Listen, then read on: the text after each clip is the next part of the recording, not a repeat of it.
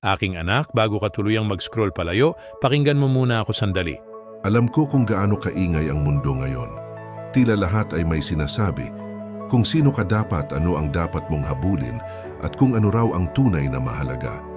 Ngunit may tanong akong mas malalim kaysa sa lahat ng iyon. Sino ba talaga ang sinusundan mo? Noon, may mga pantas na lalaking sumunod sa isang bituin upang matagpuan ako. Hindi dahil sigurado sila sa lahat ng bagay, kundi dahil handa silang kumilos sa sandaling may liwanag na lumitaw. Ngayon baka ang sinusundan mo ay ang mga screen, ang opinyon ng iba o ang presyur na makibagay. Ngunit patuloy akong tumatawag sa iyo, hindi sa ingay ng mundo, kundi sa isang tahimik, banayad na liwanag na dahan-dahang sumisilip at nagpapaliyab sa kailaliman ng iyong puso.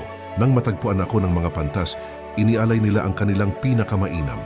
Ngayon, hindi ko hinihiling ang iyong ginto o yaman, kundi sa isang marahang liwanag na sumisikat sa puso mo.